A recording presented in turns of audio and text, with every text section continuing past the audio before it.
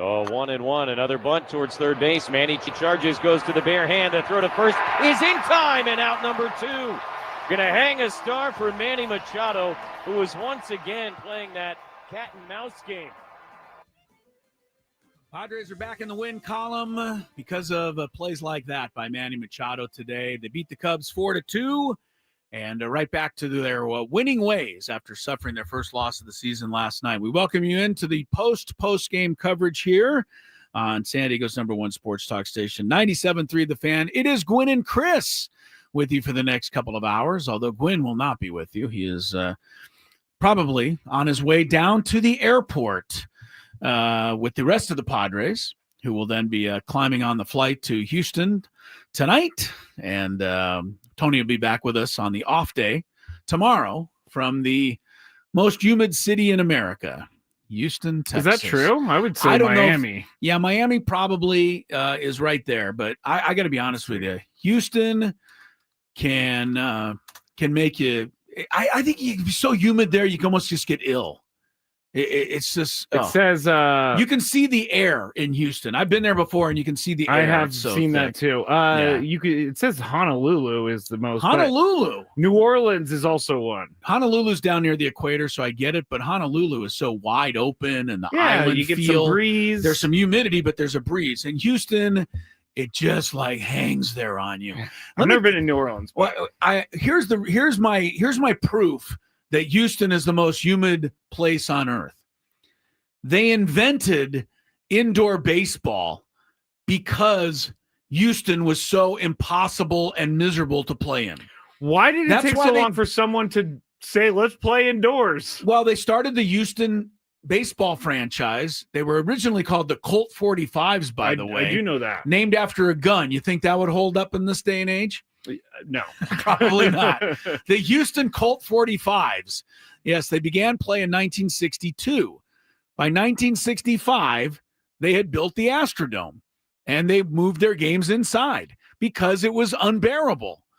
So you can thank the awful humidity in Houston for the fact that we have indoor baseball stadiums around the country. It started right there. So I, for one, don't really like indoor baseball, but if it gets the games in, it gets the games in.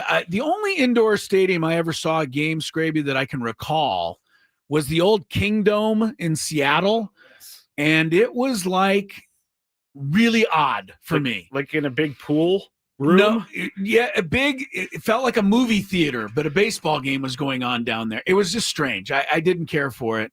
But Houston's, anyway, enough about the weather. I did it in Miami. And they closed the roof while I was there. Okay. That was cool. Yeah, they have the ability, obviously, to do that. But like 3 people go to games there. Look, the Texas Rangers played in Dallas, and still do, or Arlington. They played outdoors for the first 40 years of their existence. And year after year after year, the Rangers would fall apart in August and September, and nobody could seem to figure out why. Oh, and I was like, maybe they just got worn out, right? Playing in that awful Texas heat. So now the Rangers play, indoors, outdoors. And guess what? Won the World Series last couple of years ago. Amazing how that happens. So, all right, enough of the weather. The Padres are back in the win column with a 4-2 win today. They take the series from the Cubs. They finish up another great homestand, 5-1. And yes, I know it would have been nice to go 6-0 and still be undefeated at home. They are going to lose games. They're really setting us up for our expectations to be too high. Right. Eventually, at some point, they were going to lose one. So it happened last night. We'll talk a little bit about that game, but we'll talk a little bit more about today's game. I do have my notes on a scorecard from each of the 2 games, last night and today. So we'll go over some of the fun notes. But overall, I thought some pretty good baseball the last 2 days. I mean, I know there were some plays that were not made on both sides last night and today, but ultimately, I think these are 2 teams that are going to be in the postseason. I don't know that they'll play each other. You never know how it's going to set up, but I think these are 2 postseason capable teams. The Cubs lineup is really deep. I mean, when you can get Pete Crow Armstrong batting 7th, look, honestly, it's better than what the Padres are putting up 7th at this point. Now, one of the reasons is the Padres still have the injuries, Jackson Merrill, et cetera, Jay Cronenworth. So their lineup isn't as deep right now as it will be. But I think the Cubs are, potentially a postseason team. They, all they have to do is win the NL Central, which isn't a great division. But I thought these were good games. They were fun games the last 2 nights. I'm not going to go to the old cliche and say, well, these were playoff style games. No, they were April. It's still, you can't possibly get a postseason feel in April, but it did feel like stuff mattered. You know what I mean? Yeah. When a play wasn't made, or somebody took an extra base, or somebody made a good pitch on the corner, it felt like it mattered. Yeah. That to me is engrossing baseball. And, both games were great. Now, Padres come back today, get the win. I thought Nick Pivetta, just again, outstanding. This guy is 3-0 at home. He's only given up 1 run. I'm not ready to give him the Cy Young yet, because I need to see him go out and win a couple games on the road. His only game on the road, he didn't pitch well in Wrigley. Of course, it was 12 degrees. Pavetta's looking great, right? The bullpen, once again, gets the job done. They did give up a run. Wandy Peralta had to work the 8th inning today because Jason Adam had pitched the last 2 games. Great job by Wandy. Look, he gave up the home run, but with 2 outs and a runner at second, when you had to have the out, you had the best hitter on the Cubs at the plate, and he struck out Kyle Tucker. That was big. That was a nasty changeup. Right? It was a great pitch. I mean, you get a guy like that in that situation, to me, that's good pitching. The defense. The 9th inning told you all you needed to know. Tyler Wade's playing center field where he's really unfamiliar out there, yet Seiya Suzuki hits a rope to left center field on the warning track. Tyler Wade cruises over and tracks it down. That was a nice play that people didn't probably even think about when it happened. And then Manny's brilliance to read the bunt.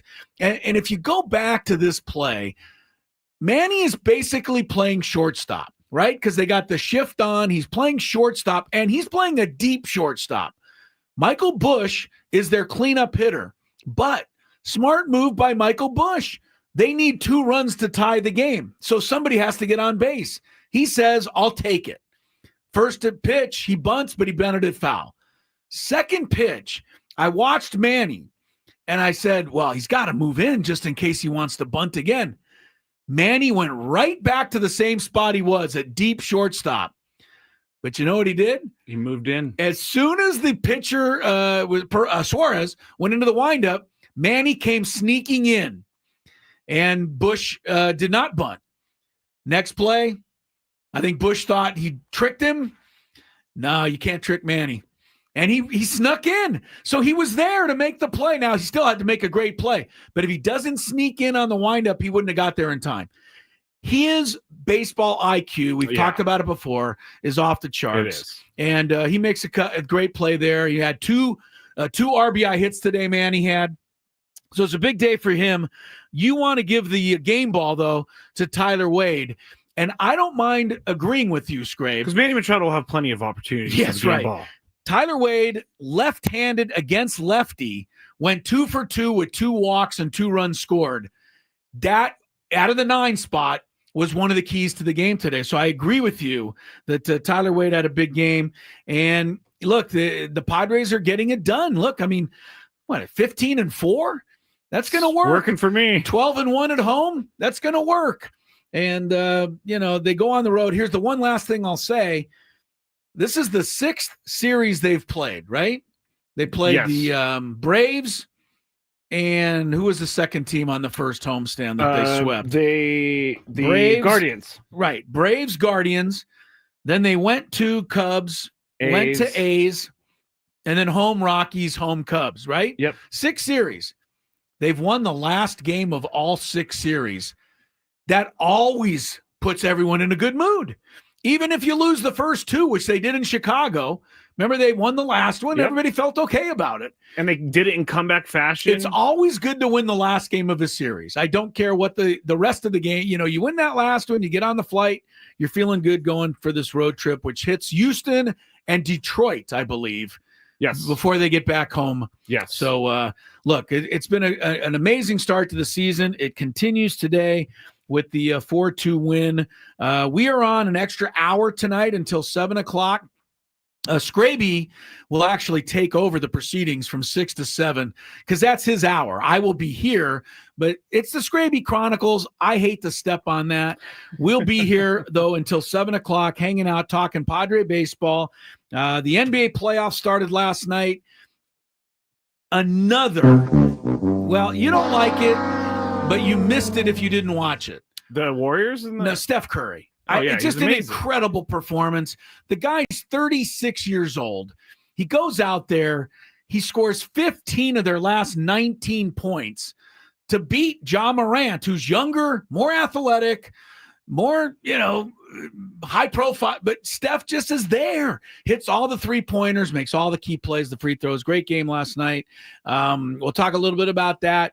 The NFL draft is 8 days away, Skraby. I know. I hope you're getting prepared. When we accepted the draft show, it sounded good at the time. Now you're getting a little nervous about it? No, it's always fun. No, we'll have the draft a week from tomorrow. Tomorrow is our round table. Make sure everybody gets that on the calendar from 10 a.m. to 11. Myself and Skraby will join Ben and Woods, Braden Suprenant, and I believe Paul. I think so, yeah. We'll be there. We'll be talking an hour commercial-free Padre baseball tomorrow from 10 a.m. to 11. Want to remind you that this hour of the program is the happy hour, and it is brought to you by our friends at GL Pools. They are the swimming pool experts. They are trusted by thousands of San Diegans since 2006, going on 20 years. Baseball's back, so is swim season. Make sure your pool is ready. Call now, GL Pools. Mention the word radio, and you'll get a free month of pool service. Should I take a break? I'm at a weird time. I'm honestly not sure. We came on at a weird time, so I'm not sure if we should take a break or not. Let's just go. We'll go to 28, and then we'll get back on track. We'll get back on track. All right, so we have a couple minutes. But let's play traffic real quick first. All right, give me some traffic. From the 855 Get Ross Traffic Center, protecting San Diego after accidents or injury, here's Kelly Danick. Couple problems in the North County, North 15 before Miramar Road. Crashed the clearing stage in the center divide. Also, South 5 Coastline just past Oceanside Boulevard. An accident over to the right shoulder. And southbound 5 near Cesar Chavez Parkway. There's a collision involving a couple cars there over to the right shoulder. I'm Kelly Danick with Gwynn and Chris, San Diego's #1 sports station, 97.3 The Fan. All right, we jumped on the air following Padre baseball today, and the love affair continues with the Padres. How can you not? Well, I'm going to tell you. Before you bring me down, can I talk about Manny and the Michael Bush thing? Because I was listening to Tony Jesse stuck in traffic trying to get from Petco back up here. Oh, you're talking about the play in the ninth inning. Yes, they were throughout the game because you can hear it in the press box. They were saying like Manny was doing this throughout the entire game, and he was just being really, really good at disguising it. Cat and mouse. And then Michael Bush looks up, and there's Manny, and he's like, now it's in the back of his head. If I bunt this, Manny's going to get there. He's going to throw me out. And it finally worked in the ninth. And you said Manny's baseball IQ is off the charts. It really is. He's already done 3 things this year that have been off the charts baseball IQ. If you want to play cat and mouse with Manny, he's going to get the cheese. I don't know if that's the way I should have said that. No, that's fine. That's the best I can do. Manny's going to probably win that battle. Here's the negative, and to me, there is one. After the game, Mike Schilt is giving his post-game press conference, and he's asked about Jackson Merrill and Brandon Lockridge. Remember that Jackson Merrill is due to come off the injured list in time for Friday's game. That was the plan. Guess what? Not happening. We saw Jackson and Brandon doing the dribbling you were talking about earlier today. Do you know how close they might be to jogging? I think they're getting close to jogging. I think they're getting fairly close. They're going to stay back this homestand, and we're about to put together their calendar that, from a baseball activity standpoint, that what they can do over the next 7 days. Yeah. All right, a couple things there. First of all, that one in there. He did. First of all, he said jogging instead of jogging. I don't know if that's Mike Schilt's way. I think it's Mike Schilt's thing. Okay. He also said they're going to stay back this homestand. Understand that he meant they're going to stay back this road trip. Jackson Merrill and Brandon Lockridge, who I don't care quite as much about, frankly. Sorry, Brandon. But yeah, Jackson Merrill is not going on this road trip at all. So Don't like that. no, of course you don't like that. But they're winning, so why would they force him to come back when they don't actually need him? They don't need to force him to come back. I'm not saying that. The bottom line is, I think you're going to only win so long without him. And you've got to he's one of the big guys on this team. He's got to get back. But he can only come back when he's ready.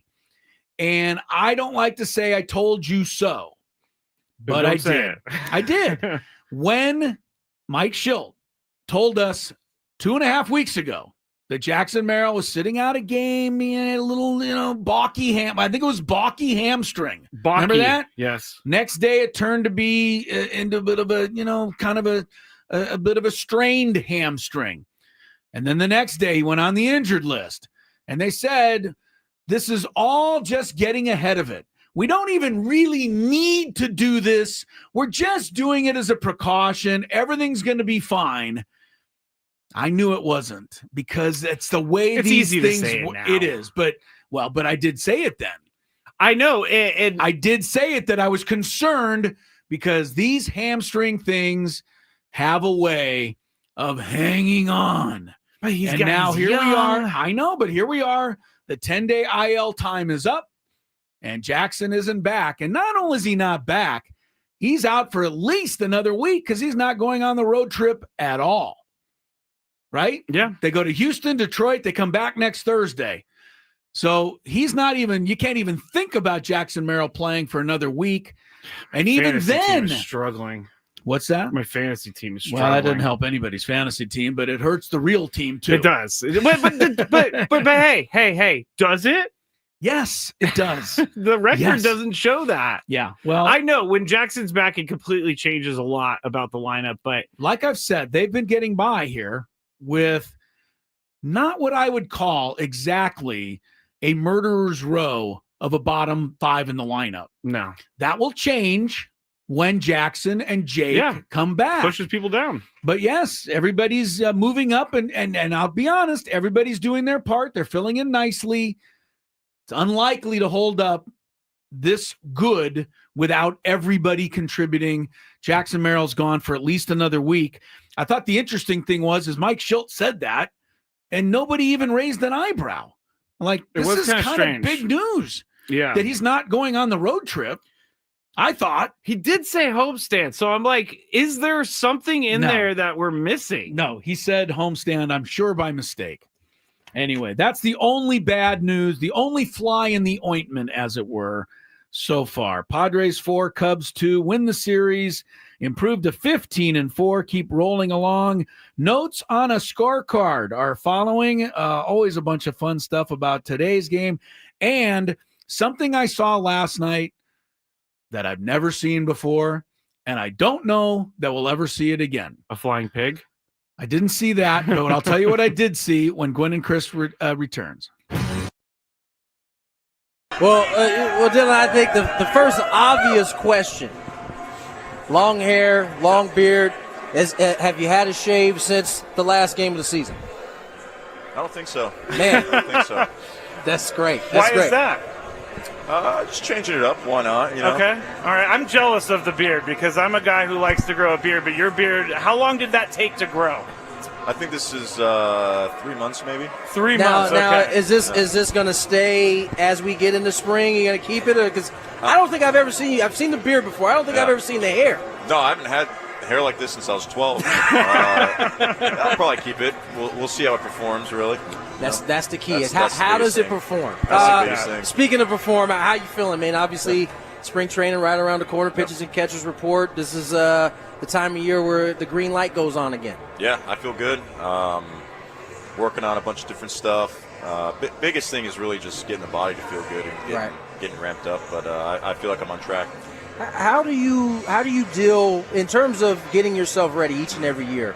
You know, ball players are notorious for always trying to figure out how to get a little bit better. You're probably one of the most consistent guys in our league. Is there as much a focus on finding ways to get better, or is the focus how to continue on the path that you've been on, which is a guy who can get in a lot of innings every year? I mean, I guess it kind of depends on what part of the offseason I'm in and, what I'm trying to work on, like specifically this offseason, I've made a little mechanical adjustment, tinkering with some new pitches. But the bulk of it is just getting my body ready, really. I mean, that's the main focus, main priority. So I kind of know where I need to be in terms of like my velocity and bullpens and building up and all that. So I always like to think I'm adding. I'm definitely working on new pitches and exciting stuff like that. So at the end of the day, I kind of know that my four-seamer and my slider and my curveball are kind of going to be my main pitches. Right. So it's like, no matter what, that's my base and foundation, and everything from there is just tinkering and just seeing if I can get a little bit better. We're talking to... All of a sudden, my mic over there. There you go. Sorry. We're talking to Dylan Cease here, Don't Padres panic. starting pitcher. I wasn't panicking. You look like you panicked. I was panicking for one half. He made me panic. Did I look like I panicked? You panicked a little bit, that's all right. Well, Dylan says I panicked, and I panicked. I'm going to have to ask the question about, and I know you've been asked this today, but your name has been a part of a lot of trade rumors this year. I think Padres fans want you to stay here in San Diego. See, right there? How do you deal with that? Because I would imagine that would be hard. I don't know. I mean, I guess it's my second year in a row dealing with it, so I got experience now. It's just part of the business, I guess. Really, wherever I go, I'm gonna make the best of the opportunity. I love San Diego and I want to be here, so it's like if I don't go anywhere, I love it here. And if they trade me, then I just have to go make the best of it wherever I go. Now, Dylan, you talked a little bit about working on new pitches and mechanics. For you, how long does a mechanical change take to be something where you don't have to think about it anymore? Yeah, and that depends. This specific scenario, I'm working on an upper half thing, a glove thing. So I don't know. It's kind of new territory for me. So you're kind of figuring it out as you go. Yeah, but it really gets to the point where it feels good, and then from there it's just ramping up the intensity. And because anytime you do something at a higher power, higher speed, it's like a new feeling altogether. So I can sit and train it one way, but until I'm throwing 98 with it, doing in game speed, And a lot of it, is kind of like learning my body, and then I'll throw a pitch and it's like, oh, that didn't come out the way I wanted it to. Like specifically, if I'm throwing a four-seam fastball and I'm trying to throw it just through somebody, but it's yanked, it's like, okay, something happened right there. I don't know, something came off. I didn't use my legs. You could just feel something different about it. And then you see the shape of the pitch. So a lot of it's just gaining feedback from what the ball's doing, and then trying to manipulate my body to see, like, oh, okay, when I do this, the ball goes this way, and just see if I can't ingrain that. Well, Dylan, I think the first obvious question: long hair, long beard. Have you had a shave since the last game of the season? I don't think so. Man, I don't think so. That's great. Why is that? Just changing it up. Why not? You know? Okay. All right. I'm jealous of the beard because I'm a guy who likes to grow a beard. But your beard, how long did that take to grow? I think this is 3 months, maybe. 3 months. Now, okay. is this going to stay as we get into spring? You going to keep it? Because I don't think I've ever seen you. I've seen the beard before. I don't think I've ever seen the hair. No, I haven't had hair like this since I was 12. I'll probably keep it. We'll see how it performs, really. That's the key. That's How does it thing. perform? That's the biggest thing. Speaking of perform, how you feeling, man? Obviously, spring training right around the corner. Pitchers and catchers report. This is the time of year where the green light goes on again. Yeah, I feel good. Working on a bunch of different stuff. Biggest thing is really just getting the body to feel good and getting ramped up. But I feel like I'm on track.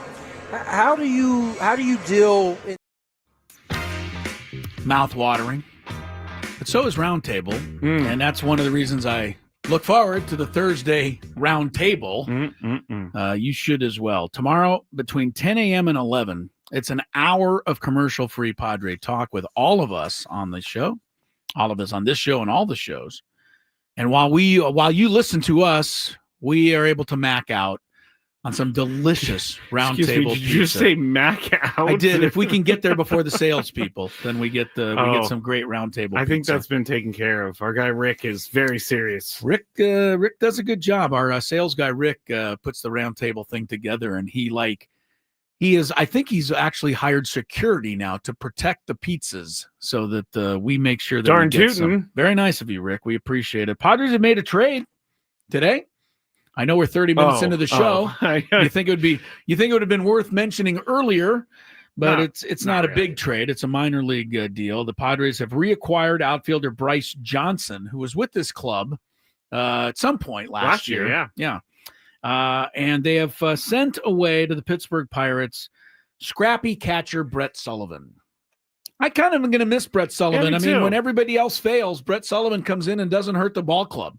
He always gives you a good battle. It's just like he doesn't figure into the Padres' future at all. He's fourth catcher at the moment. But should he be? I obviously am not good enough to evaluate his talent. Well, but does that tell you something that an outfielder's coming back? Like, hey, we're preparing for something. No, I'm not not reading into that at all. But you're reading into Mike Schultz's comments. All right, you want to play them again? He said... I'm very nervous about this, Chris. He said they're keeping Jackson Merrill and Brandon Lockridge back on the next homestand. I'm sure he meant this upcoming road trip. Do you want to play it again so that you cover yourself? Yes. Because you and I are announcing to everybody that Jackson Merrill will not be available for the next week. Here is why we are saying that. Once again. I think they're getting close to jogging. I think they're getting fairly close.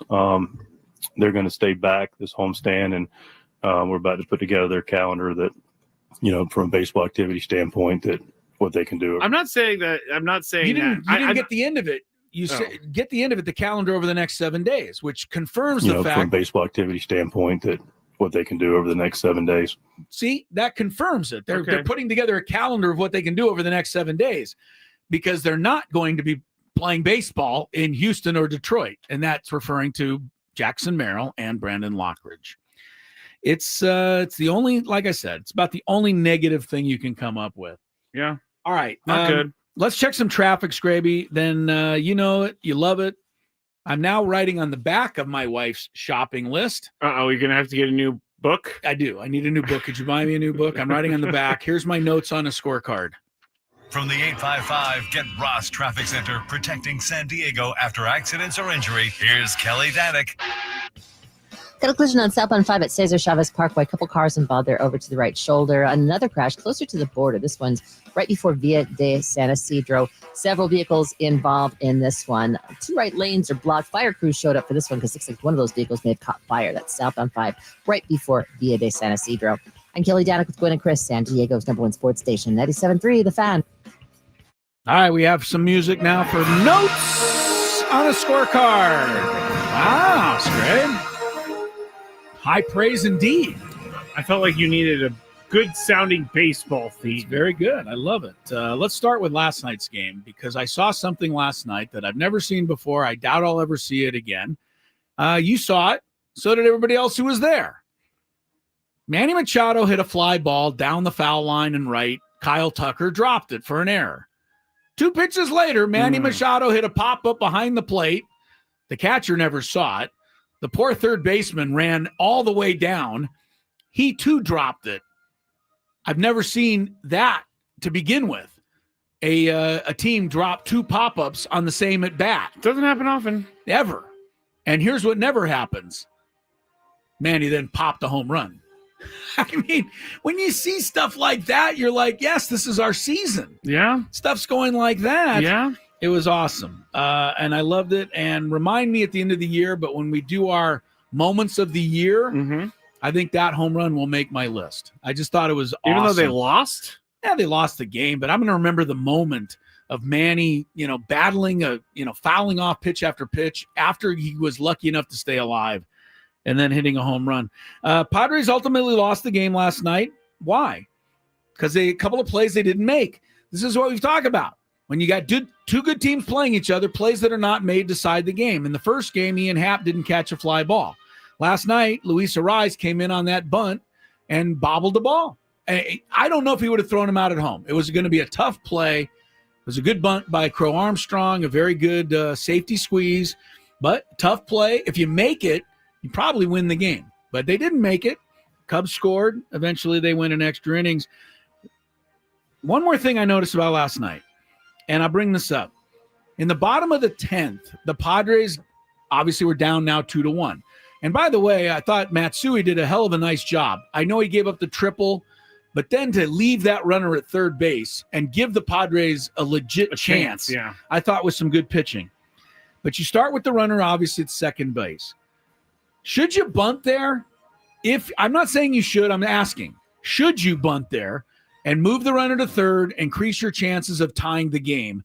Because as the saying goes, you have to tie it before you can win it. Was Connor Joe up first in that inning? Yes, he was, and he struck out, and he didn't really look like he was ready. I would have used the bunt there. I probably would have too. However, after that, Iglesias stole third anyway. So he ended up at third with one out, which is what you would have wanted. So he forced the issue. He did. Yeah. Here's where I thought that the Padres, I don't know if they made a mistake. I don't know if it was unclear. I don't know if Iglesias just didn't get a good jump. But normally, and I'm going to ask Tony about this tomorrow because he has a better look at this stuff. Normally, with a tying run on third and one out, they bring the infield in, as we know. You go on contact. What that means is the second you recognize that the ball has been hit into the ground, you take off for home no matter what. You don't wait to see where it went. You don't hesitate. You just go, and you basically are telling the Cubs, you're going to have to make the play. Well, Iglesias did not go right away. And the ball was bounced back toward the mound off the glove of the pitcher. And then it floated out to the guy at second base, who threw out Elias Diaz while Iglesias stayed at third. I'm not saying a mistake was made. I don't know what happened. Maybe they said be cautious. To me, though, if he was running on contact, he makes it home. I think he makes it. I don't think they could have got him. So I thought the same thing. I was like, wait, didn't the run score? No, he's still at third. Why didn't he go? He didn't even go. So I want to find out what happened there. Again, these are the differences between winning and losing when two good teams are playing. And I'll be honest with you, I thought the Cubs were stupid to walk Fernando there. And the reason is because they put the winning run on base. Yeah. And I know this is Monday morning quarterbacking, obviously. Arise swung at the first pitch and flied out. To me, he should take a pitch there so that Fernando can steal second. Now, if Arise gets a hit, you win the game. But he didn't give him a chance to steal second. He swung at the first pitch. So that whole sequence just kind of went weird. And, that's how they got their first loss of the year. First loss at home, yeah. But today they bounced back. And here's my notes on the scorecard from today's game. First thing I noticed today, early in the game, I think it was Iglesias was at bat, second inning. Hits a pop-up right up in the air, right to where the pitcher is. The pitcher's standing there for the Cubs, Matthew Boyd. Yeah. Waiting basically for the ball to come down. The catcher, Carson Kelly, comes sprinting out, turns around, throws his mask off, and makes the catch. Yeah. And I've always thought this because I was a pitcher, and I was told you are not to catch a pop-up if you're the pitcher. And under no circumstances. And I always thought it was the stupidest thing I ever heard. You want your fielding statistics. No, I'm a baseball player. I feel I can catch a pop-up, but they don't want you to do it the main reason is this. Because when you're looking up in the air, you can't watch your footing on the mound. And you can stumble, you can trip. That makes sense. So that's why they don't want it. But because they don't want it, it creates crazy plays like that one, where the catcher has to go running out and make a great catch on a ball that was really right to the pitcher. I've always kind of wondered about that. Next. One last thing on that. Last night, big play in the game, runner on first, bouncer right back to Estrada. Oh, yeah. Threw it into center field. Yep. Why? Because he was on the top of the mound, and when he threw, you have to step downhill on the back of the mound, which brings your throw down. That's why you got to be very careful on those throws. And that's why they don't like pitchers making throws or making catches, because the mound is a trickier place to execute that from. All right. Big play in the game was made by Elias Diaz today. And Elias Diaz today, if you look at the box score, 0 for 3. Didn't do anything. Didn't, factor in the game, except for he made 2 great plays. Yeah. The first was when he was on first base in the bottom of the third, trailing 1-0, and Tyler Wade line drives a base hit to right field. Elias Diaz is a catcher. He's probably slower than me, but he got a good read on it, and he didn't slow down. And he took third on the play. This is the kind of base running that helps you win games. And did it help them? Yes, because Fernando then got it what? Infield single. Yep. Diaz scored. Yep. Would not have scored had he been at second base. He would have had to stop at third. These are the kinds of plays that help you win. Great base running by Elias Diaz there. What you saw today was another 0 for day for Xander Bogaerts. What I saw was 2 really, really good high IQ baseball plays. And these, again, are things that are helping the Padres succeed on the margins. First, in the 6th inning, runner at first, 1 out. Pretty fast runner. I don't remember. I think it was Horner, somebody like that. They try to steal second. The ball short hops at the plate. Diaz makes a great pickup and a great throw. Yeah. But if it's not for Xander Bogaerts making a wonderfully beautiful reception of the throw, the guy's safe. And here's what I'm talking about. Most defensive players, when they cover second on a steal, they reach in front of them and they catch the ball and then they swipe back for the tag. If you do that, it's too late. What Bogaerts did is he brought the glove back right to where the guy was sliding and let the ball travel right into his glove, and then all he had to do was put the tag on him. That was the difference between safe and out. That's a great play that I don't think too many people notice. It's winning baseball, and it's things that the Padres are doing. Second great play by Xander in the bottom of the 6th inning. He's on first base, deep fly ball to left center field by Gonzalez. Bogaerts tags up, takes second. Now, they did not score on that one, but he set up a scoring opportunity. These are the 2 winning type of plays that I'm seeing. You can say 0 for 4. You can hate Xander. I'm not going to say that. No, not you, but I know a lot of fans are so down on Xander. Yeah, the Xander haters. Oh, he struck out last night. He popped up this, that. Yeah, I would love to see him double and homer every time up too. But he's doing things that are helping make differences in games. And so is Diaz, who's not hitting much, but he made a couple of big plays today as well. When I was driving down to the game today, I turned on the Braden Soprenet show, and one of the callers was very unhappy with Xander, saying that he doesn't have the arm to be a shortstop, and they need to put him back at second. I don't necessarily see that, but they're not going to be switching Xander. Like, I don't understand why Xander is – I do understand, because he gets paid a lot of money, and he's not putting up eye-popping numbers. But like you just said and pointed out, he does a lot of other things that are very important. He did those 2 things. I think the caller is probably referencing a play last night where he was deep in the hole. He made an incredible pickup. Yeah. The ball, it was a line drive, 1 hopper that he short hopped up around his ear. Yeah. Turned all the way around. Yeah. And then tried to bounce the throw to first base because he didn't have momentum because of the way the ball was hit. As a result, the ball bounced twice and didn't get there in time. And so the person who doesn't understand baseball and understand the play that was made calls into Braden today and says his arm isn't strong enough. It's not Ellie De La Cruz's arm. I'll give you that. No. But it's more than good enough to get the job done. And on that particular play, it's not fair to criticize because the line drive ball that he gloved took him momentum away from first base. He had to throw off balance. It didn't get there, but he had to try to bounce it. I think he wanted to bounce it once, and it bounced twice. And by the time that, it was safe. But go ahead. You guys keep being critical of Xander Bogaerts. I'll look at the 15-4 record and I'll be content. Yeah, me too. I don't really even care what he makes anymore. It does not matter to me at all. It's a talking point during the offseason because we're talking about rosters. We're talking about how much can they afford. During the season, when was the last he's a Padre. When's the last time you showed up at Petco Park and they asked you to donate 50 cents towards Xander Bogaerts' salary as you walked in? Never. Stop it, people. They also were saying, or not this caller, but I was also reading stuff last night because you know how I love to go into the wormhole of comments.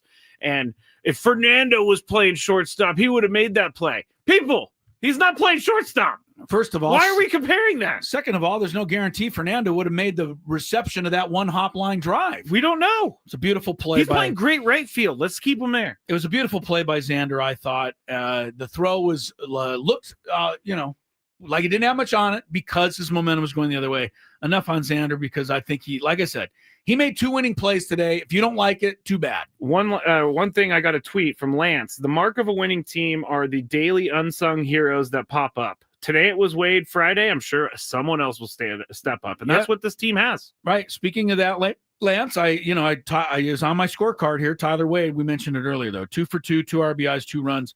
Even more impressive is that he did it against lefty on lefty. So yeah, great game, Tyler. In the bottom of the 8th, 3 walks, load the bases. Fernando comes up, bases loaded, 2 out. You're ahead 3-2. What does Fernando want to do? What do you want him to do? What does everyone in the stands want him to do? Grand slam. Grand slam. Easy call. Yeah. Here's what he did, though. Got ahead in the count 2-0. Now, I really want a grand slam because he's just going to groove one to you. That's right. He's got the green light. Guess what? It was a borderline pitch.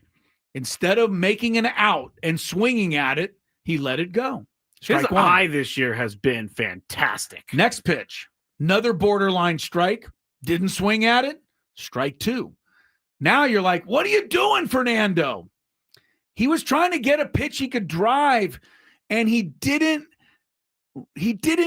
panic. Being ahead 2-0 in the count, a lot of people will just swing at anything because they feel like they're going to get an easy pitch to hit. Both pitches were really good pitches by the pitcher who didn't throw many that inning. No. Little was his name. But anyway, got the 3-2, fouled off about 7 pitches in a row, and then walked in a run.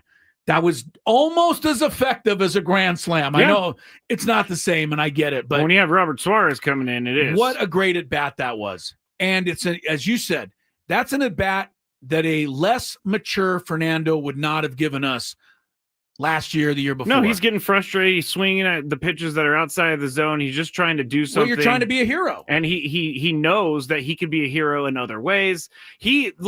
The fact that he's not swinging on that low outside breaking ball tells you everything you need to know where Fernando's at. Yeah, it's pretty good. That was a big one. We talked about the plays in the 9th inning, the one where Manny kind of a cat and mouse Bush into that bunt, and then was there waiting for it. That was my final note on the scorecard today. Nice notes on a scorecard. Thank you, sir. Padres win 4-2. Padres win despite leaving 10 on base today. They had chances to really win the game by a lot more. What was their risk? 4 out of 11, so not bad. And they got 3 of their 4 runs with 2 outs, which is another thing that they've been really good at all year. All right, very good. We'll take a break. Nice what job. do we got now? Oh, we got the Skraby hour coming up. Yeah, I want to look at first pitch swinging. You got a few things to look at? I got a few things for that. All right, I'm here with you for the next hour. Bonus Gwynn and Chris till 7 tonight after the Padres win 4-2 on 97.3 The Fan.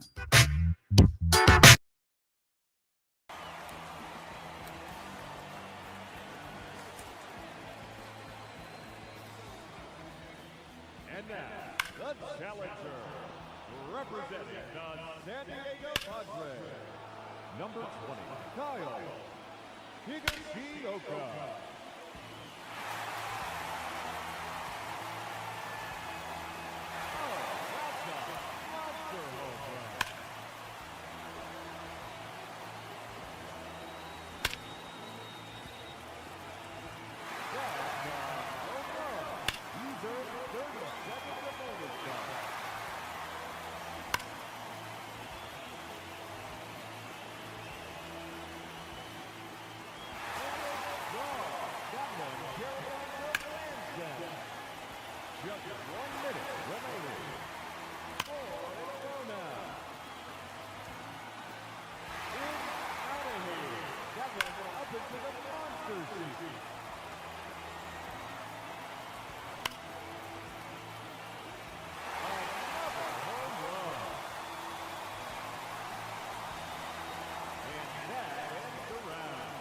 He ends the round with 7 home runs. And he has earned a trip to the semifinal matchup.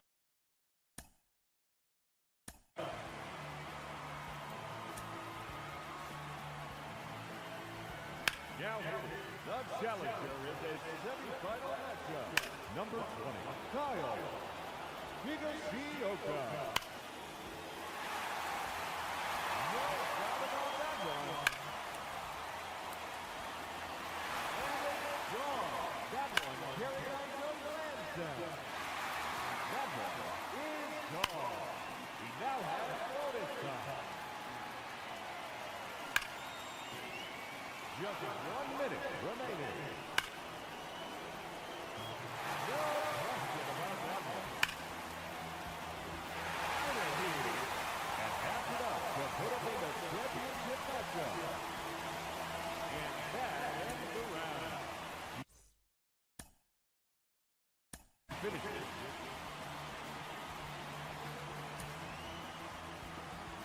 Let's see what he can do. And now, the challenger in this championship round, Kyle Higashioka.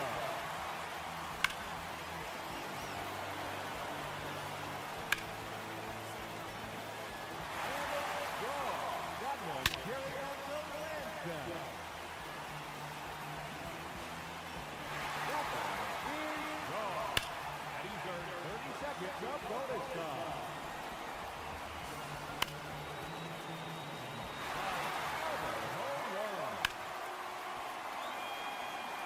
Just 1 minute remaining. That draw off the right pole.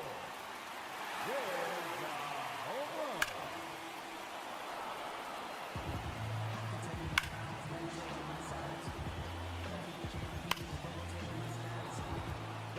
Seconds left.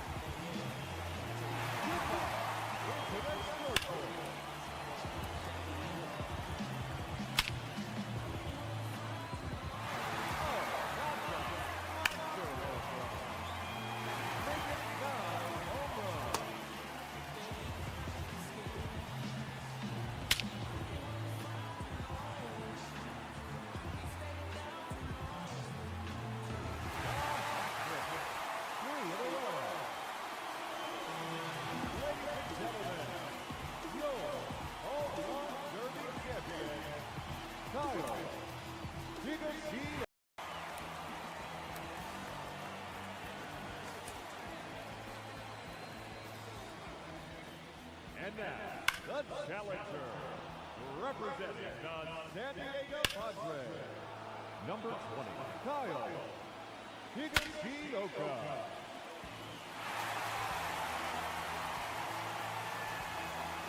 Oh, that's a monster home run.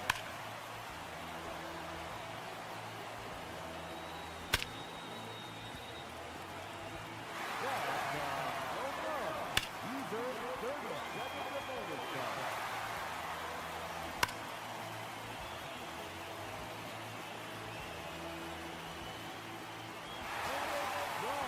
That one carried on to Lansdowne. Just 1 minute remaining. 4 in a row now. It's out of here. That one went up into the monster seat.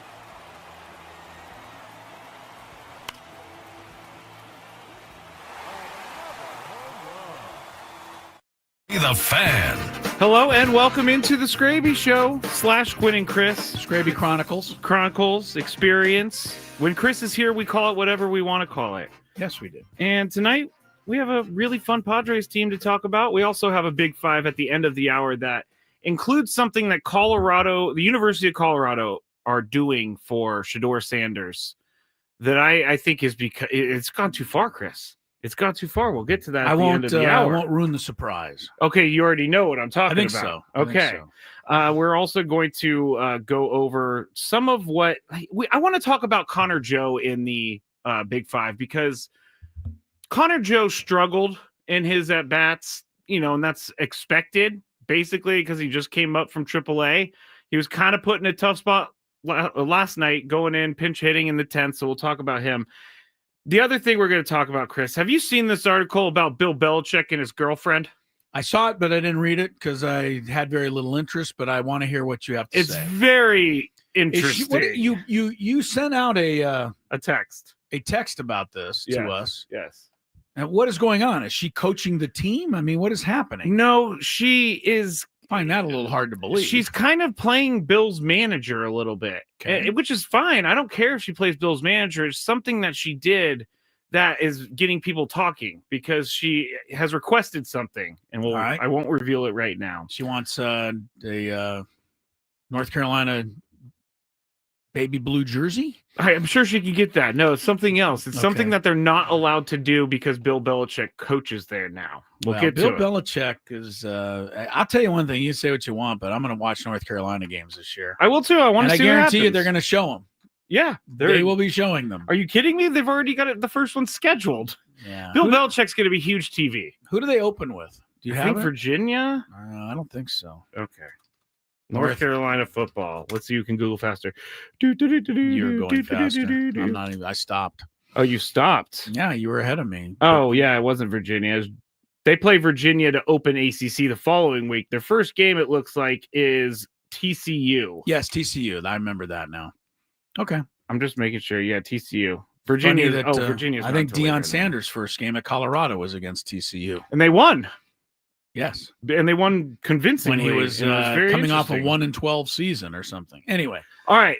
So what else? What else you got? What caught you? Went to the game today? I did. All right, you went out to the game. You were up there. Were you in the box or the press box? I was in the press box. Yes, press box. What caught you? I mean, if I gave you a scorecard to write some notes on, what would you have been your takeaway today? My takeaway today is that they basically are playing Padres baseball every single day, which is taking what is given to you and taking opportunities and making the most out of them.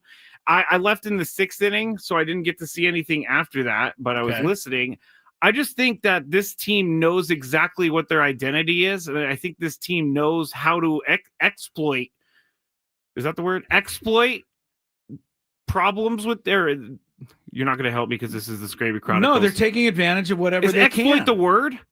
I think. I think yes, to a certain extent. I mean, if a team gives them a crack, they're breaking that crack open. Yes, and that's one of the successes that they're having so far this season. And I also think it's very important that they keep their foot on the gas whenever they do get ahead. They're not going and trying just to get to the end of the game like we've seen in past teams. They're putting their foot on the gas. They're having good at bats all the way through.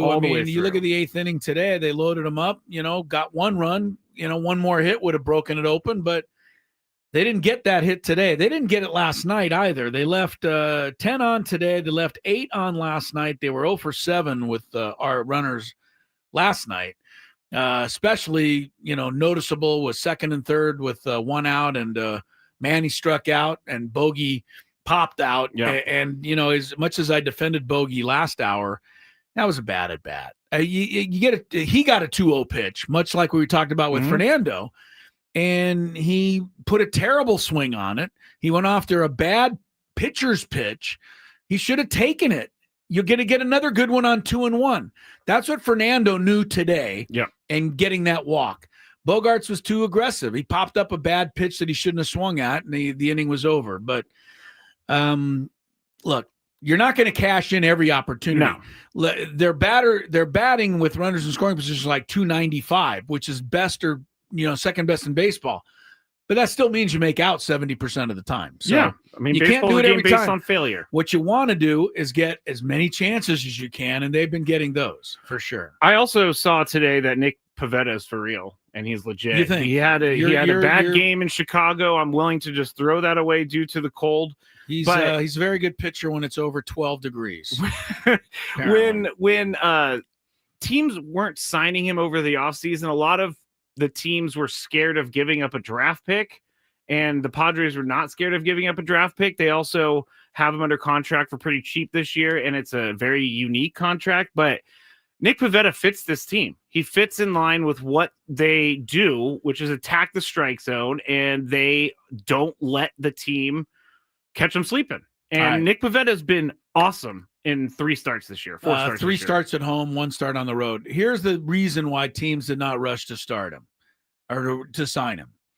He's got a career whip of 1.308. Oh, I get all that. We talked about all that. He's got the great stuff. He's never been able to harness it consistently. If you look at his game log last year in Boston, year before, etc., he has games 7 innings, 1 hit, 10 Ks. But that doesn't last.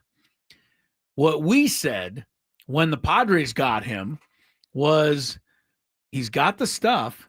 Now all he needs is the whisperer. And he's got the whisperer. He's got the whisperer. And so far, it's a match made in heaven because he, just like Ruben Niebla said to me when we were interviewing him at spring training, you throw 80 miles an hour, I can't help you. Remember he said that? Yeah, he did. And you guys laughed at me. Yes. But the opposite is also true. If you have the stuff of Nick Pivetta, I can help you.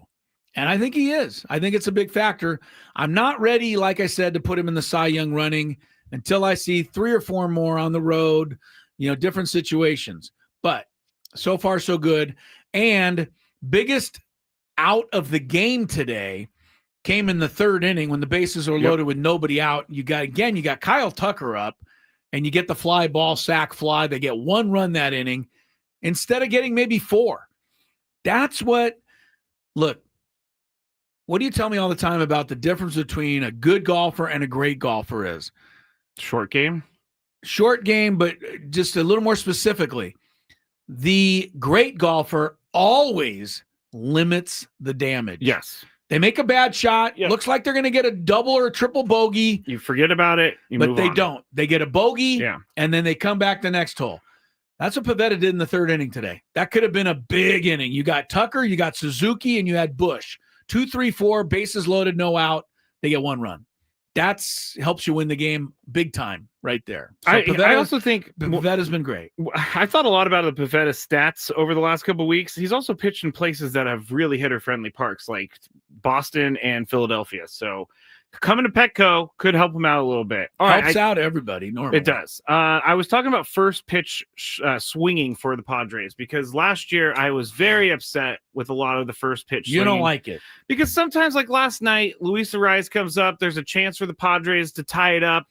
Guy on 3rd. All he needs to do is get the ball in play. They score. They tie it. He got the ball in play. He got the ball in play. Safely get the ball in play. Safely get the ball in play. But he swings first pitch, and I'm like, what? Why are you doing that? Why are you doing that, Luis? Why are you swinging first pitch? You got the best eye on the team. Wait for a pitch that you can hit. Well, the reason is the Padres are very good at hitting first pitches. According to MLB.com, they're, as a team, the 9th best team in baseball, according to batting average, swinging on the first pitch. 368. Their OPS is over 1, and they have 5 home runs. And if you look even further, Luis Ariz actually has the 2nd most first pitch hits on the team this year. So he wasn't doing anything different, which I do love when I prove to myself, Chris, that you were wrong. Yeah, I run in a circle. Yes. Well, I talked about it earlier. There was a couple of reasons why I thought, and it is Monday morning quarterbacking, because if he hits the first pitch into the left center field gap and 2 runs score, the Padres win, and everybody thinks he's a hero. But I thought once they intentionally walked Fernando, the play there was for Ariz to try to take a pitch and let Fernando steal second, which I think they would have let him do. I don't think they would have thrown down because the tying run was at 3rd.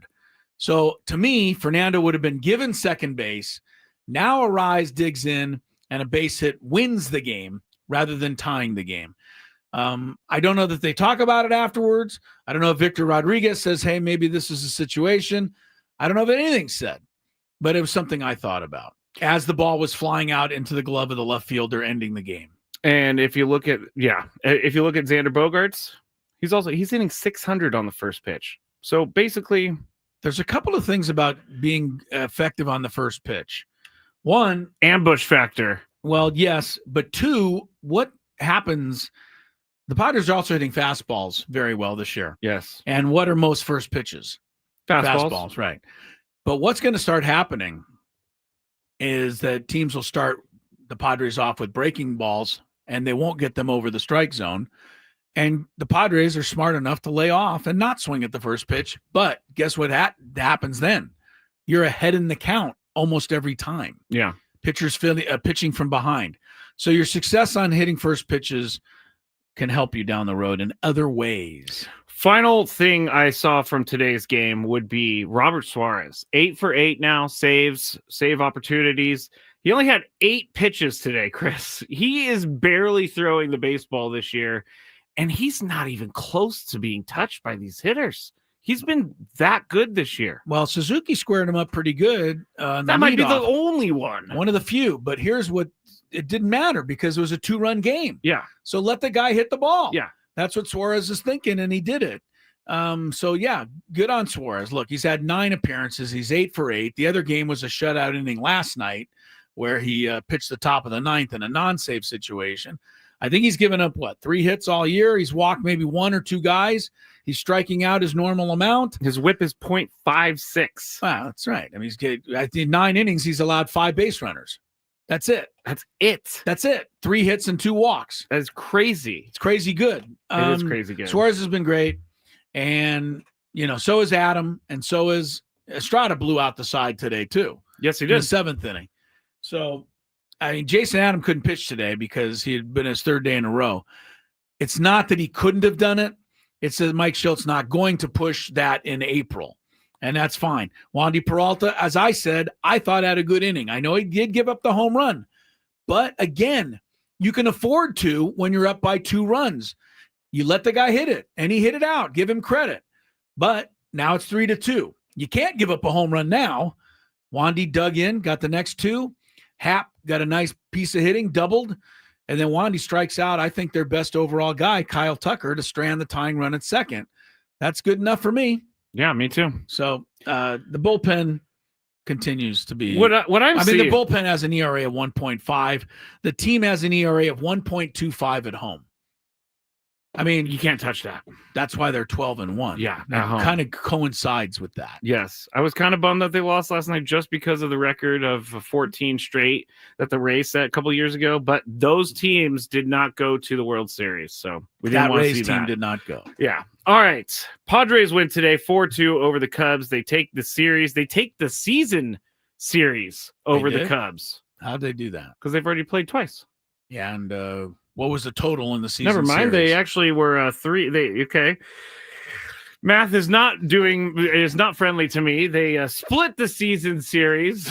Thank you, Chris. You're welcome. If I was on the Skraby Chronicles, I would have just gone with it, and then would find out on the chat. Somebody would have like mentioned 5 it seconds. to you. Yeah, somebody would have mentioned. Anyway, they're done with the Cubs. They're Yes, they done with the Cubs. When we get back, we'll talk to you a little bit about Houston. We'll get into some of those other stories. And then we got the Big 5 at the end of the hour on 97.3 The Fan. Cloudy tonight.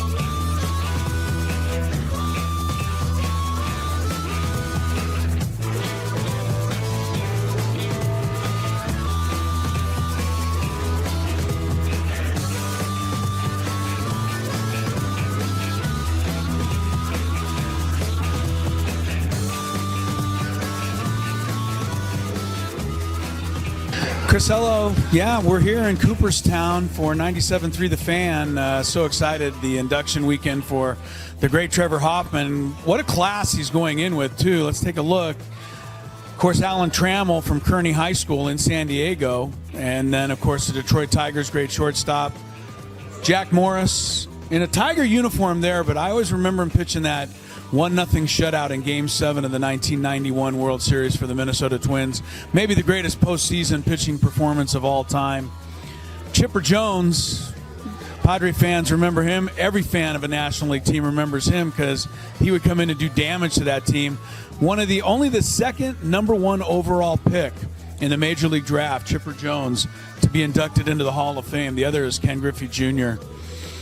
Vladimir Guerrero never met a pitch he couldn't swing at, and powerhouse hitter for the Expos, and then, of course, the Angels at the end of his career. Jim Thome, over 600 home runs, mostly with the Cleveland Indians.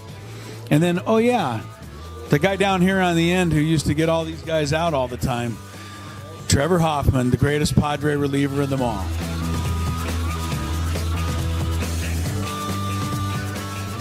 Two of the greatest outfielders in the history of baseball. Of course, you've got Babe Ruth right here. Ted Williams right over there. I was wondering who the third outfielder would be. And then, of course, it hit me. Tony would be upset if I didn't say that the third outfielder, who will someday probably be displayed right here between these two guys, is obviously Mike Trout.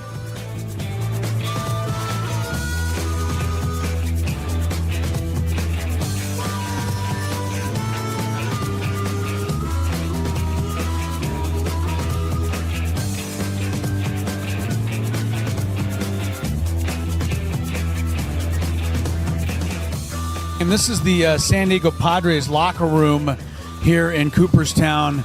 Obviously, a couple of jerseys there and hats, gloves, all-star stuff. I think the most interesting thing in this entire display, though, especially this weekend, is a picture in the top corner of Angus Young. He's the guitarist for AC/DC, wearing a Trevor Hoffman uniform, obviously playing Hell's Bells. I know that Trevor went to many AC/DC concerts and was honored by sitting in the front row to watch AC/DC play Hell's Bells in his honor. But there's a picture of Angus Young playing Hell's Bells for Trevor Hoffman, wearing the 51 jersey right there.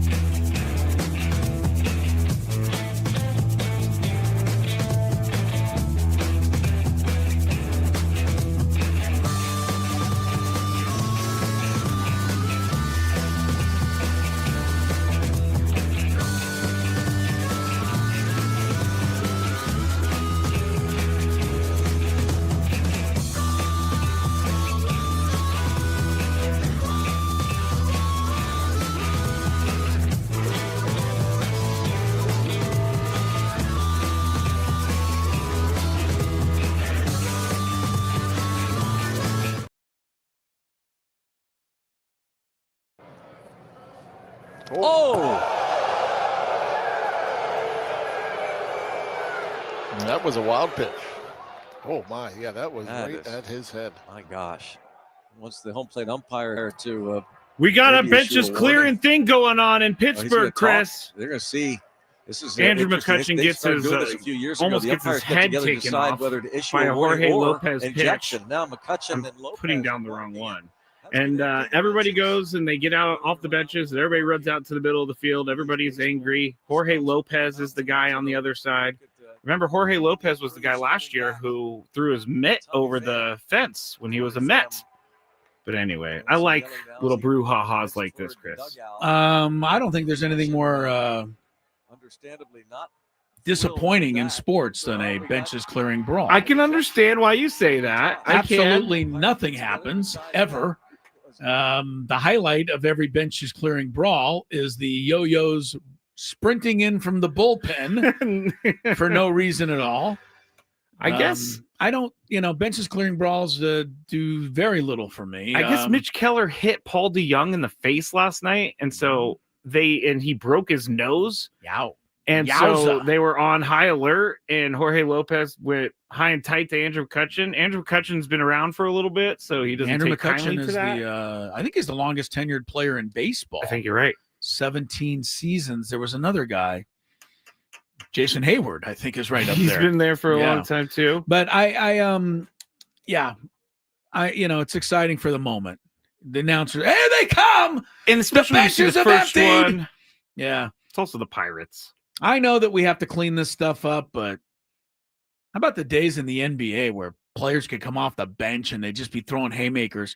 And you probably don't recall, but in hockey, if there was a fight on the ice, it was almost imperative for everybody to come on the ice and start fighting. Oh, I don't remember that. And it was maybe 20 years ago, maybe longer now, that they put in the rule where if you come off the bench during a hockey fight, you're immediately ejected, and that stopped that from happening. Okay. But often you would have a brawl here, a brawl there, the goalie's fighting over here, 3 guys in a pile over here. And it was crazy. It was like world wrestling. It was just like punching each other in a circle. Absolutely. You could come right off the bench with no penalty. So that's wild. That is, some of those hockey fights were legendary beyond belief. I mean, the Philadelphia Flyers of the old times were called the Broad Street Bullies. The arena was on Broad Street in Philadelphia. Yeah. The team used to just bludgeon people. And they won a couple Stanley Cups doing that. Sounds like a different time. That's what it sounds like. Yes. Around baseball, the Giants lost last night, but they're winning right now in Philadelphia, 11-4 in the top of the 8th inning. Giants are, they're scary. If they win this game, they're going to be 13-5. They're right there. Like, no one's talking about the Giants. Everybody's talking about the Padres, which I love, but no one's talking about the Giants. We're talking about the Giants. The best 3 teams in baseball are in this division. The Dodgers have already won tonight. Because they're playing the Rockies. Yeah, the game hasn't started. It's been closer than we thought the last couple nights with the Rockies. What's been closer? The Rockies scored in both games. That's it. We didn't expect them to. They were down 5-0 in one game. They were down 6-0 in the other game, and then they scored a couple of runs. That's pretty much the extent of it for the Rockies. They have not been close to winning either of those games. Pretty much. Diamondbacks win 6-2. Diamondbacks have also, I think they've won 5 in a row. So they might have the 4th best record in baseball. Pretty close, I bet you. Thankfully, there is one team in the National League West that's not very good, and we've already talked about them, the Rockies. Yes. The Mets lost to the Twins today in 10 innings, 4-3. The Brewers beat the Tigers 5-1. The Cardinals beat the Astros 4-1. Now, the Astros, this is where the Padres are heading. They're going to Houston. Right. They're going to be playing the Astros. This Astros team is not the Astros teams that we are familiar with, because Alex Bregman's not on the team anymore. Jose Altuve's in left field. He's getting a little bit older. They're 8-10 on the year. I know their record doesn't mean much, but I think this is a winnable series for the Padres. Well, first of all, Padres shouldn't be taking a backseat to any team at this moment, right? They've proven that including they're better. The Astros. Secondly, you look at the pitching matchup. Padres are going to face rookie right-hander Ryan Gusto on Friday night. He'll be making his 2nd career start. Started the year in the bullpen. Now he's making his 2nd start. Doesn't bode well. Well, it's, we don't know a lot about the guy, but it's not like you're going against Nolan Ryan here. Or Framber, who they actually do have. They got Framber on Sunday. Okay. But Saturday they have Hayden Wisniewski, another right-hander. Both guys were drafted in the 2019 draft. Wisniewski in the 6th round, Gusto in the 11th round. He's going to have to pitch with some gusto. He'll try. You're really hilarious. That was a good one. Do you think? Yeah, okay. I actually know. There was one other game that I wanted to. Oh, actually, it was the A's and White Sox are playing right now, but the White Sox DFA'd Mike Clevenger. I'm not even going to ask if the Padres should be interested in Mike Clevenger's services. Please don't. Okay. All right. We can move on with that. The Mariners actually. You talk about a guy whose career fell quickly. It did. He came to the Padres as a number 1 ace pitcher. Like a massive deal. 4 years later, he's pretty much done. If you didn't know, Padres have made a trade today. Bryce Johnson was acquired from the Pirates in exchange for catcher Brett Sullivan. So Brett Sullivan is now with the Pirates organization. And Bryce Johnson, this is where, because we've been surmising that Mike Schilt is letting everybody know that Jackson Merrill and Brandon Lockridge are not going to be on this road trip. I think we're beyond surmising it. He said it. Let's play it again. He for flat all the out new said that people. Jackson Merrill and Brandon Lockridge are not making this road trip. I think they're getting close to yogging. I think they're getting fairly close. They're going to stay back this homestand, and we're about to put together their calendar that, from a baseball activity standpoint, that what they can do over the next 7 days. There you go. 7 days. He's not going on the trip. The acquisition of Bryce Johnson makes my not conspiracy mind, but my mind go a little bit wild. They're getting an outfielder that's familiar with the Padres, and that may be not for a long, long time, but they're trying to bolster up their outfield while Jackson Merrill's out. No. Terso Ornelas would be called up way before Bryce Johnson, as would Eggy Rosario. Bryce Johnson is just another guy. So what's the point of trading Brett Sullivan then? They apparently would rather have Bryce Johnson.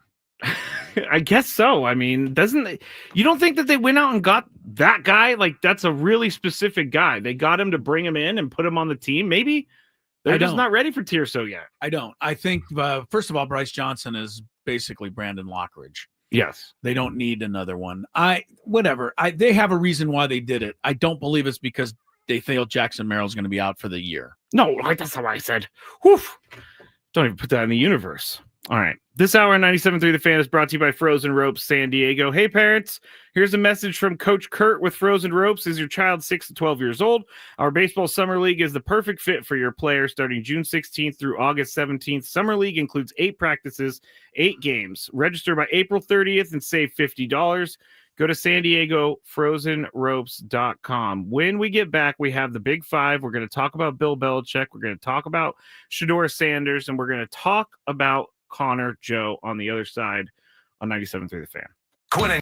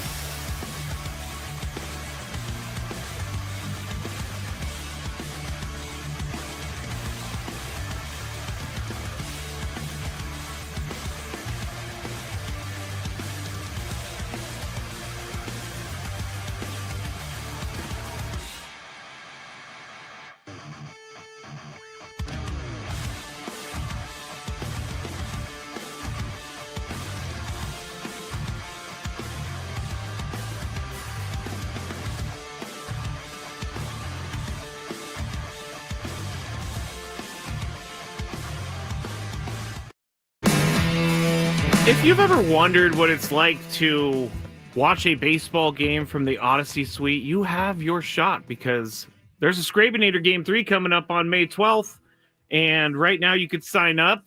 Where they're playing the Angels. It's a 6:40 p.m. game on a Monday, so you just need to go to 973thefansd.com, click the contest page at the top, and then you'll see Skrabinator Game link. You click that and you sign up. I randomly draw everything the week before, and then I notify everyone. That's all it is. So you put your name in the hopper. You put your name in the hopper. That Matt Skraby selects you. Yes. Is there anything people can do to grease the skids? No, because I don't want that pressure. I don't like it. What if one of the people, just haphazardly sent you a check in the mail? How much? Couple hun. 200? Couple hundo. No, because I'll get fired. I would get fired. It's not worth the juice is not worth the squeeze in that regard. All right. But yeah, May 12th, Skrabinator game. We've already had 2 of them. They've already been really fun. Chris showed up to the first one. I'll try to come to this one. Okay. What did you say, Monday night? Monday night, May 12th. Okay. They're playing the Angels. I know that a lot of people said that they couldn't make it to the first 2 because they're day games, so I secured a night game. This will be a night everyone. game. I'm looking forward to seeing Anthony Rendon and company play. Oh, he's not going to be playing. How about Zion Williamson? Is he playing for the Angels? He's eating a pizza in the cafeteria. How about Mike Trout should be playing. How about He's Ben been healthy. Simmons? Is he playing for the Angels that night? No, he's laying down on the couch. How about Chris Bryant? Is he playing for the He's Angels? definitely not playing for the Angels that night. That should not an easy game because I think the Angels are leading the American League West right now. They're half game back at Texas. A half game, okay. Texas 10-7, Halos 9-7. Chris gave me a pretty awesome stat here in the break, and if you look at all of baseball, we were talking about the Diamondbacks being 11-7. If you look at all of baseball, the National League West has the first team, second team, third, and then the Diamondbacks are tied with the Mets for the 4th best team in regards to record in baseball. If that doesn't tell you how difficult the National League West is, then I don't know what to tell you. And if that doesn't tell you that the Rockies are headed for the White Sox record because they're going to be playing all 4 of those teams, I don't know what else could tell you that either. I don't know. It's early in the season. We're 20 games in, but you'd be hard pressed to find any time in baseball, 20 games into a season like this, that the top 4 teams in baseball are all in one division. Yeah. Top 4, top 3 was something. Now we got top 4. And so it's crazy. Padres say they love it. I would like an easier division as a fan. Would you rather them be, say, in the AL Central? Yes, they have a playoff spot before the season even starts. That's not necessarily true. The Royals started slow. I'm just saying the AL Central had 3 playoff teams last year. So right now it's a dogfight. I think this keeps the fire to the feet of the Padres though, which is fine. They keep on playing. They don't you look over your shoulder. Just keep winning. There is something to that. There is something to having a little bit of pressure. And by the way, I mean, I know that the Dodgers haven't had the greatest start in the world, but they're still a pretty good team too. And I just want to throw one last thing. I love to bash the Rockies while we can here, in case Dick Monfort's listening. Okay. Because I know they don't bash him in Denver. They don't care. The second worst run differential in baseball right now is the Nationals. They're -19. Okay. Obviously, the Rockies are worse. Yes. They're -50. That's how, they're not even within 30 runs of the next team. Run differential, people, is runs scored minus runs allowed. Yeah. They're not even within 30 of the next worst team. They're not even that tells me that they're not scoring runs at all. And giving a lot up. And giving a ton up. Man, that is brutal. All right. At least we're not Rockies fans, Chris. At least we're not in Denver right now. Fortunately, neither of us are married to somebody from Denver. Oh, yeah. One of us is married to someone from Denver. Oh, no. All right. We need to get to the Big Five. It's that time of the show when we check on the latest in sports. Only the most important topics and questions are brought to light. Stop what you're doing and listen. These news stories will astound and amaze you. The one, the only. Oh my God, who the hell cares? The Big Five starts now on 97.3 The Fan. All right, I want to start with Connor Joe because we spoke with Connor Joe at spring training. Number 5. He's a Powegian. We want Connor Joe to do well. We want Connor Joe to be on the team. He's a Torero in. He's a Torero in. Yeah. And so he has lots of ties here. There's many reasons for us to want to love Connor Joe. I think another reason, this guy's won a battle with cancer. Yes. He's an inspiration. He is an inspiration. In a lot of ways. I want to shout out our guy Reckoner on the chat as well, because Reckoner has also battled cancer and made it out the other side. And Reckoner's a huge listener. So congrats, Reckoner. But I've told Reckoner, you should go try to talk to Connor Joe, because I believe they had the same thing. Well, that and go and talk to other people. Yes, go tell your story. Them. Yes. That's what I do with my alcohol. I go tell other people, hey, you can get your life together too. It helps people. But yes, it does. Connor Joe, many reasons for us to like him. He was called up earlier this week. He got put in a position that baseball players are going to be put in, pinch hitting in the 10th inning after not playing a game all year. So it wasn't like the best situation for him to be in. It wasn't the best at bat either. I think it was 4 pitches, took the first 2 strikes, had a ball, and then struck out on the last pitch. He didn't swing the bat. Yeah. He took them all. I want to say he did? Oh, I didn't. See, those are things I don't really notice. Yeah, I did. He didn't swing at any of the pitches, but here's one thing. He'd been in the minor leagues for the first month. Yes. He had not seen curveballs like that. That was a massive curveball. The guy started him off, Thielbar, I believe it was, for the Cubs, the lefty. Threw him 2 curveballs that were yackers. I mean, those things were woo-woo. They were. So he was like, whoa, haven't seen that in a while. They're good pitches, too. They really were. And then they buzzed him on the inside corner. So it was a bad looking at bat, but he also saw some really good pitches right there. I don't want to, I'm not going to take anything away from that. He went 0 for 2 today. We're fine with that. But he also is, clobbered a ball to right center field that was caught. So he had a good at bat his second time today. It's okay. He hit the ball squarely. I'm not going to ask whether or not he needs to be sent down. Oh, my God. I'm going to ask this. Do you think that he is playing this year looking over his shoulder, trying to stay out of the minor leagues? Is he being chased by AAA? I don't know. I don't know. It depends how he looks at things. I would imagine that Connor Joe, after beating cancer, doesn't look at major league or minor league with as much, desperation as some other people would. He's been through some tough times in his life already. Being in the minor leagues is the least of his concerns. So I think he'll be fine. He'll relax. He'll get into the groove. He's a 250, 260 hitter. This is not, you didn't bring in Rod Carew. Yeah. You brought in a guy that's going to hopefully help contribute off the bench and against lefties. Let's at least give him 20 at bats before we give up on him. Oh, I agree. I mean, give him a little bit of time. He's 0 for 3. This was kind of what the role we thought he was going to play. I guess we thought he was going to play a bigger role with being a platoon with Jason Hayward, but still a lot of season left. No one give up on Connor Joe, okay? No one do that. Number 4. All right, here's the Bill Belichick story. Now, he is the head coach at North Carolina for the football team, as we all know. And he has put his girlfriend, Jordan Hudson, kind of in charge of certain things. And so The Athletic put out an article about all of this, and it brings to light some things that the University of North Carolina was told not to do by Jordan Hudson. So before the Tar Heels announced they were hiring Bill's son, Steve, for the same job that he held at the University of Washington, Hudson wrote to the school's media team in an email, quote, to raise awareness regarding a sometimes subtle, sometimes obvious, frequently occurring detail within media releases and social media posts. That's what she said in the email. Though Steve Belichick is in fact Bill's son, he should be depicted and represented as his own established, credible entity as opposed to an extension of Bill, Hudson wrote on December 22nd. So she wrote a critique of how they're supposed to handle it. Got it. It can be easily misinterpreted that Steve is simply benefiting from nepotism, but that is not the case. Steve was fortunate to have learned defensive football strategy from the greatest defensive mind of all time. He has earned his position due to his performance and output. So that was just one part of everything, Chris. Why do girlfriends ever? I think he put them in charge, or put her in charge of what?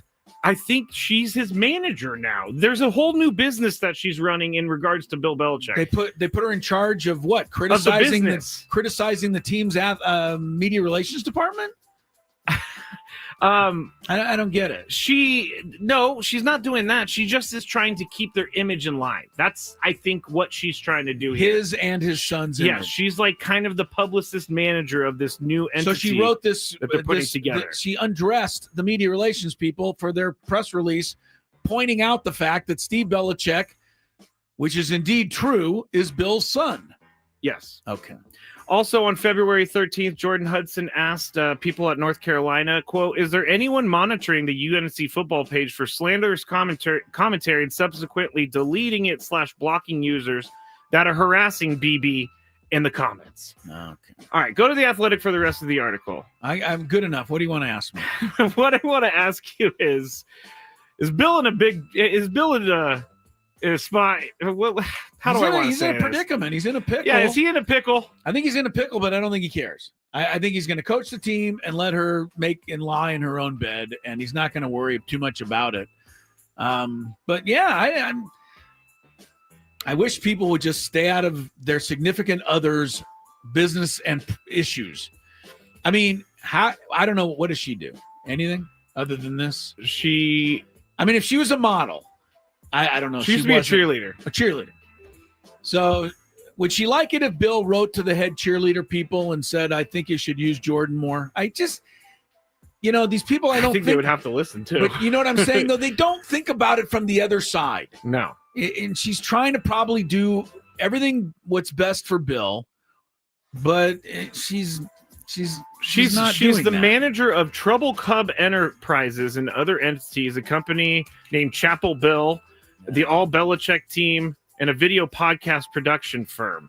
This is what North Carolina got itself. Yeah. You know what? Tell the media relations people, sorry, Belichick's our guy, and you're gonna have to live with this stuff. I love it how she's like, don't bring attention to the fact that he's Bill's son, but then also don't say anything online about it and make sure that no one ever knows about it. It's kind of ridiculous, but I think Bill Belichick is going to regret. I hope that whoever broadcast the first game against TCU doesn't go, oh, there's Steve Belichick, the defensive coordinator and son of Bill. They're going to get Jordan Hudson's going to be emailing. She'll come storming into the booth. What did you call him? You said he was Bill's son. That's not true. Well, it is true, but it's not true. How dare you? How dare you? Yeah. Number 3. Now, this one's kind of weird, Chris.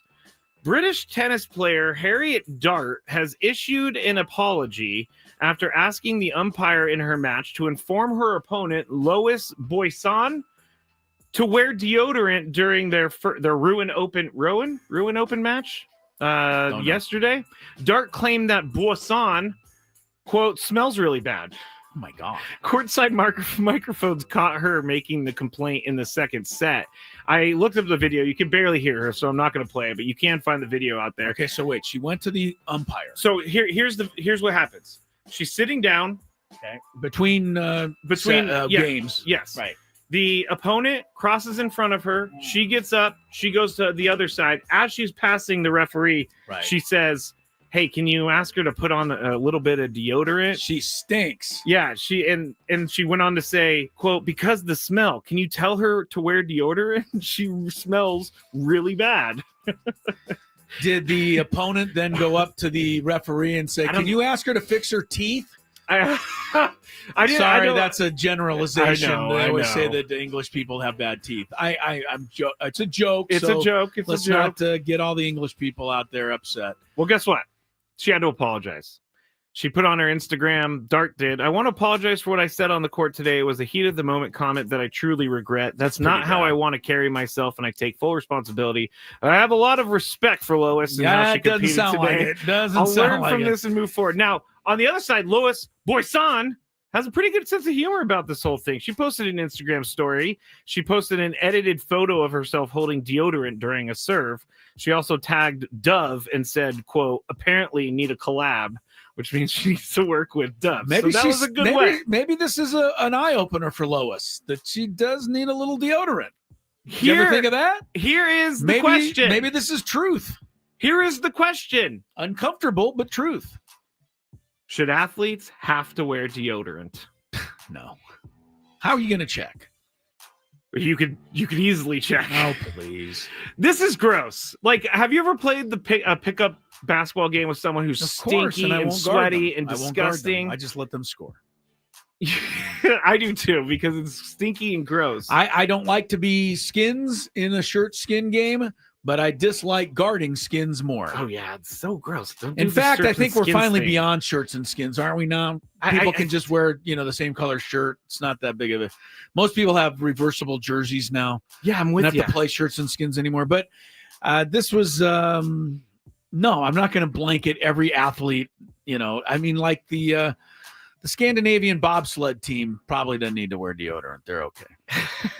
They all just smell together. Hockey players, look, hockey players could wear all the deodorant in the world. Their equipment will still stink to high heaven. Not going to change anything. That is true. I just found this story to be hilarious. Pretty funny.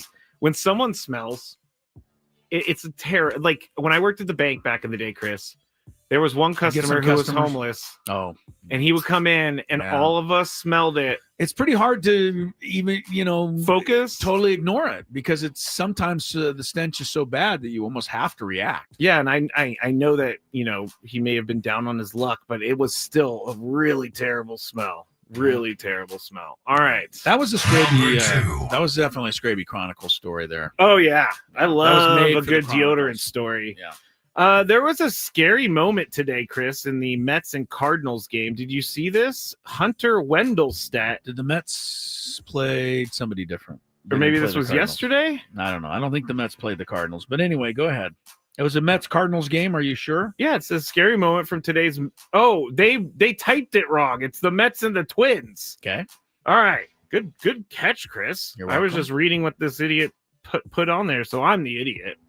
Hunter Wendelstedt. Won't get an argument from me. He is an umpire, as we all know, but he took one. He's not a very good one. I don't mean to you kick shouldn't him when say he's that. down. You shouldn't take say a bad that. shot. Okay. But here is, I put it up on the screen. If you want to watch our YouTube, you can go to YouTube, search 97.3 The Fan. But here is what happened. He shoots that one off. Hunter Foul ball he goes directly into his head. Did it get him in the head? I think it did. Got him right in the back of the head. Oh, wow. And he We goes just down talking the other day about how he was first base umpire. wear This is so helmets funny. at the Turn that baseball down for a second. That's so funny. The Mets and Keith Hernandez specifically on their broadcast were talking about how first base umpires are positioned differently this year. They're a little closer to the bag, and they're off the foul line. And that's right where he was standing. Yeah. It's something we'd have to talk to Mike Winters or somebody about. Yeah, but true. Have they asked first base umpires to stand in a different spot than they used to? I don't know that it would have mattered there. Look at him. He is in trouble. He got crushed. Is he okay? I believe he's okay, but he did get crushed, and he's got to be bleeding profusely there as the trainer runs out. I mean, he got hit in the head with a line drive. It's pretty bad from 90 feet away. It's pretty bad. Yeah. I have to say, it's. I'm gonna withdraw my comment that Hunter's not a great umpire, and I'm gonna wish him the best here, because that looked like it. Hoyt. So the question is, should umpires wear helmets? This is not what's out there. I brought it up not that long ago. Base coaches wear helmets. The umpires are closer than the base coaches. It's not going to be much longer. It'll happen. It's happening. Yeah, after this, you watch. No one wants to take a 90-mile-an-hour hit off their head. This is going to. I don't mean to. How do I say this? I'll just say it, and then you judge me however you want to judge me. The guy who died, his name was Coolbaugh. He was a first base coach in the Rockies minor leagues, and he got hit with a line drive, and he actually died. Oh. That is when they started making base coaches wear helmets, okay? Okay. This is 10 years ago. Yeah. Now they all wear helmets, maybe 15 years ago. Now they all wear helmets.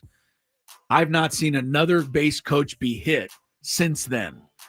So it's very there's rare. Part of me that says, I don't want to say it was an overreaction, but was it an overreaction? I know that the man died, so something needed to be done. but I don't know the base coaches really need them. It doesn't come into play hardly ever. Umpires don't get hit in the head hardly ever, but he did get hit today, and that looked like it hurt a lot. It did. So he went out of the game. Last one, Chris. Number 1. As we're heading to the end of the show, Colorado has announced that they are going to retire Shedeur Sanders and Travis Hunter's number on April 19th before their spring game. Does Shedeur Sanders deserve to have his number retired? I could easily see retiring Travis Hunter. He won the Heisman Trophy. Yeah. As did Rashad Salam, former San Diego kid, played at Colorado. Yes. I'm assuming they've retired his. I don't know. But no. Shedeur Sanders is not, to me, of that. Did he lead them to anything? They finished 13-12 victory record. But they finished in third place this year, got crushed by BYU in a bowl game. Yep. This is not the most memorable season in Colorado history. It was okay. Yeah. But not good enough to have your number retired. All right, that's it for today's show. Thank you for joining us. Tomorrow, Tony rejoins us. He'll be in Houston. We have the roundtable at 10 a.m., so make sure you tune in for that. We'll have the show tomorrow, and a Padres off day. Feel good about them winning today. Padres win the series with the Cubs, and Chris and I are going to go off in more merry way. I don't know what Chris is doing next, but I think I'm going to go home and say hi to Lucky. I'm just waiting to see how you finish the show out. Oh, I always do. Well, I'm already past the time, so good night, everybody. San Diego's my